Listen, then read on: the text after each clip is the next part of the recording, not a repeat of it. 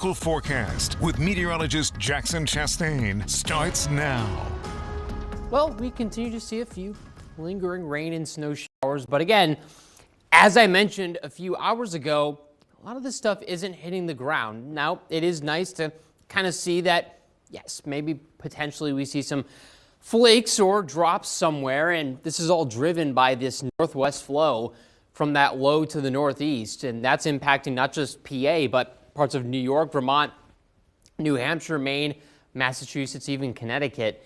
But because the air is just so absolutely dry, I mean, we're looking at dew points in places that are down into the teens, it makes it nearly impossible for any precipitation to reach the ground before either evaporating or sublimating. So really not going to see any accumulation from this, but it is something that we're watching on radar. The main thing here, though, is those winds, which hold steady at about 10 to 20 miles per hour. We'll see those winds stick around during the overnight.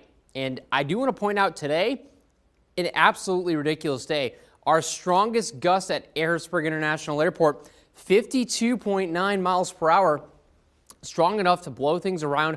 Several reports, of course, of power outages, trees down, all sorts of stuff like that. That's what happens when you get winds that are that strong. These are sub-thunderstorm winds. These are not winds that you typically see standing on their own, but we saw them today in the aftermath of what was a pretty strong front. Now, we'll get it down to about 35, 36 overnight. With those winds, it's going to feel a lot colder out the door than that thermometer reading actually shows. And so keep in mind, Monday around 8 a.m., it's probably going to feel like it's in the upper 20s. So adding on that extra layer, I don't think is all that bad of an idea. Even during the day, when we warm beyond the 30s, it's still going to feel like it's in the 30s because of that wind. And so thankfully, I think a lot of people are going to be happy when by Tuesday those winds calm down quite a bit. Wednesday will be even calmer than that, although both days are also in the 40s. We have two rain chances here that we're watching out for.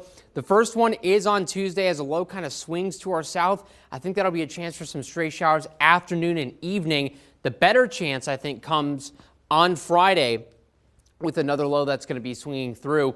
Amid all of that, we have upper level ridging. You can see it right here starting Thursday, continuing through Friday, Saturday, and Sunday. Very strong. You can see that inverted U shape. That's going to drive temperatures all the way up into the upper 50s through the latter half of the week. So if you're not liking the pattern, and I'm sure a lot of people aren't, there is some relief on the way.